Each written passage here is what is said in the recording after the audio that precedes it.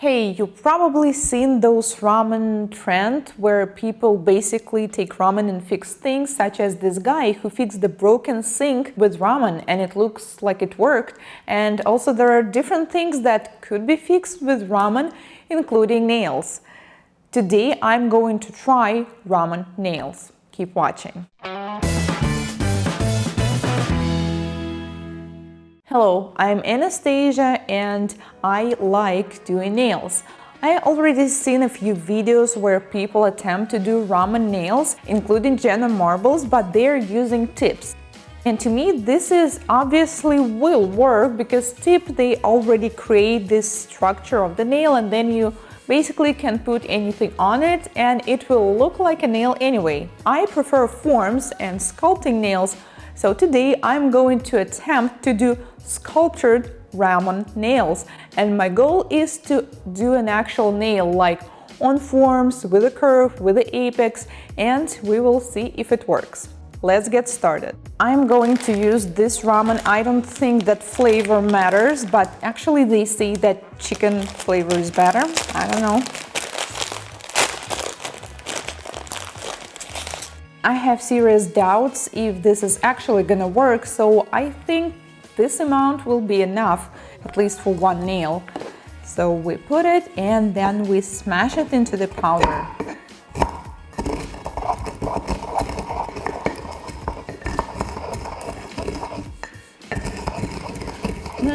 I already feel hungry. It smells so good. I actually really like ramen, so I hope I will have some leftovers for my lunch today.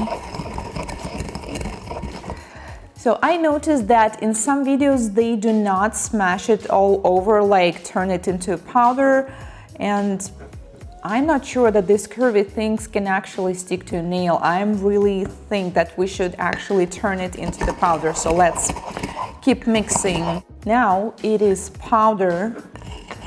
Almost. Well, it's not as fine as like acrylic powder or a deep powder, but still it's pretty fine. So now I'm going to put it inside the jar so we can comfortably use it.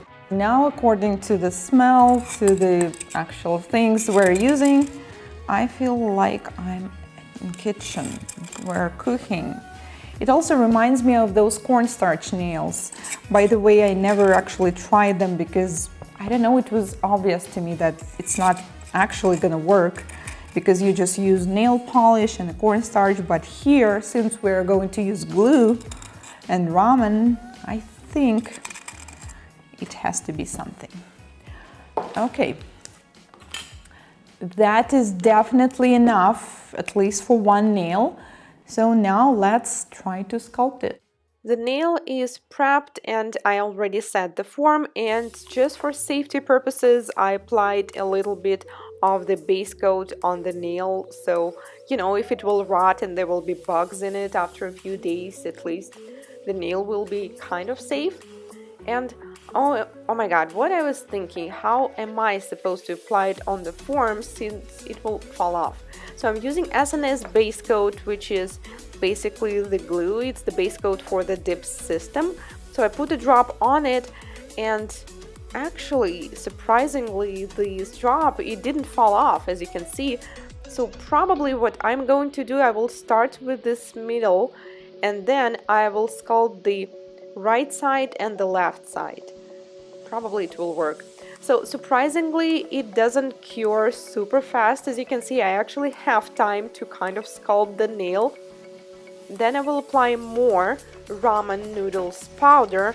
As you can see, it's not super fine powdery powder. That's why it actually stays there a little bit. So then I apply another drop. I'm really sorry that I'm blocking the view for you guys now, but that was the only way I could apply it, because when I apply it from the side, the drop just falls off the form. Now, as this powder is saturated with the base coat, I have some time to sculpt the shape, to create the sidewall. And actually, it's my first time using orange wood stick instead of the brush, but I don't really think we need a brush here. I don't think it will be helpful or something. So now we're going to build the other side.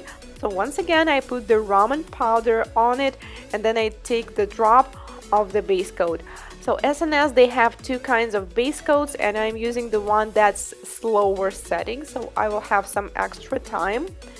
And yeah, it's actually building. As you can see, some of the parts of the base coat as well as ramen are sticking onto my orange wood stick, so you will need to use whether a new one each time, or we will need to file it off.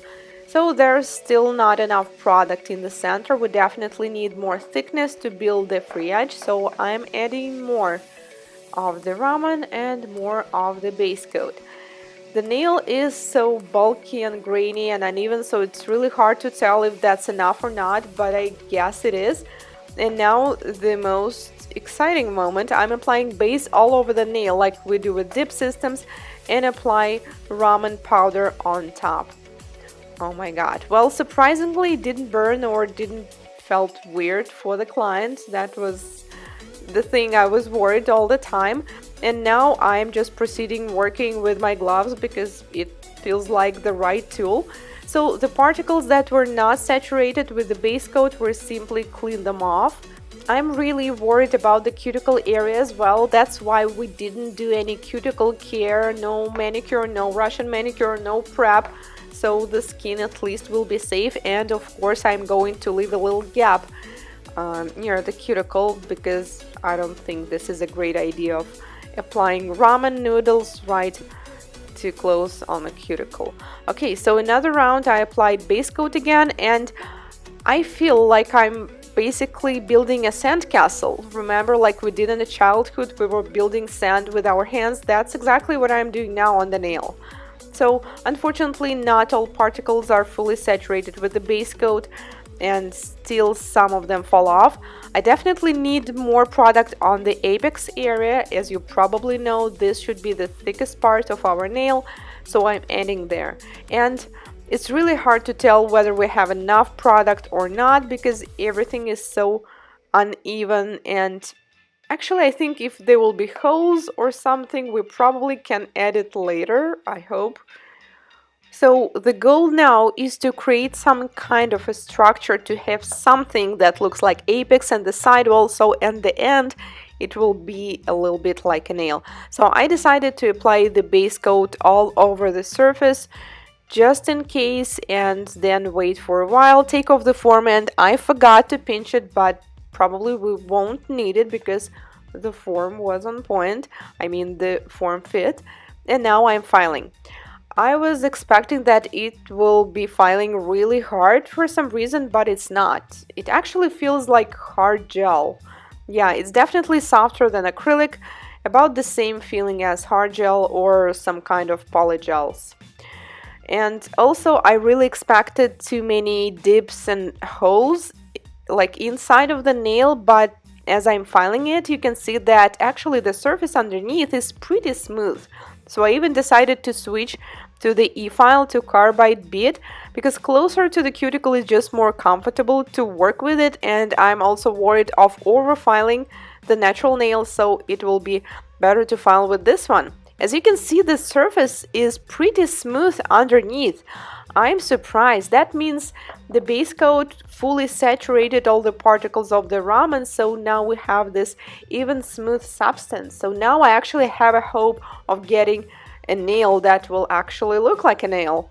The smell is terrible, but as I got sick a little bit, as you can probably tell by my voice, I don't really feel the smell too much. It's just my client complaining, so I don't know whether it's advantage for me or not. So I want to file the cuticle area and the apex and the sidewall. So obviously I applied way more product than needed, but that was a necessity because the particles, they were not small enough to actually see when it's enough. And I think in this technique, oh my god, Anastasia, what am I even saying?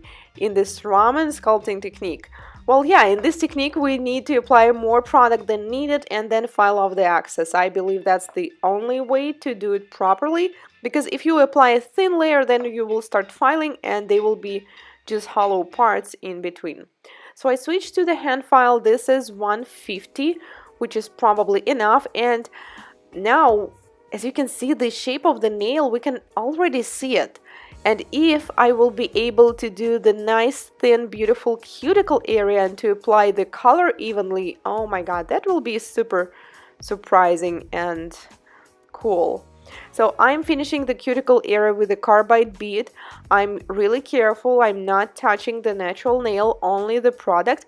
And now we also need to do the shaping, file the sidewalls.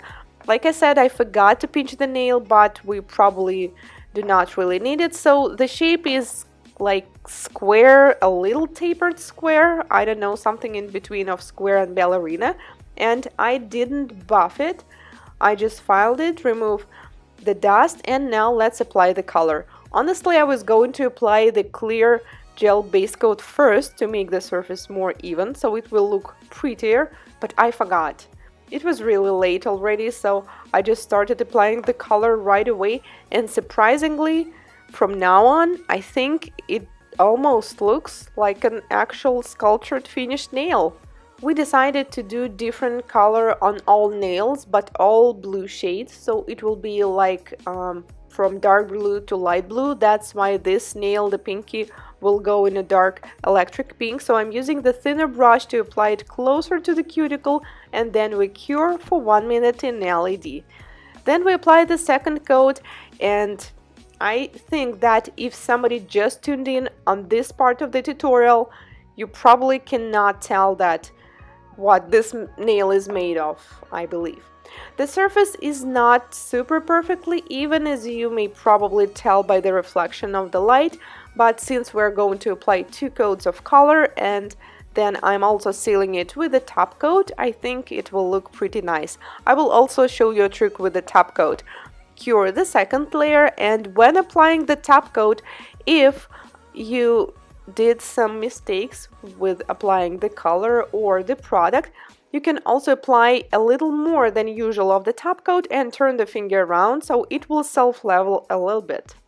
And then cure it again for 1 minute, and that's what I did a little bit there, and the nail is finished. That is definitely not what I expected, and these are the colors we applied on other nails. Honestly, I'm surprised how well it worked. Sculptured ramen nail, and it looks like an actual sculptured nail. So now we are going to see if it will last, and I will definitely share it with you guys. This is another concern that I have because it's actual food, even though we used glue to put it all together.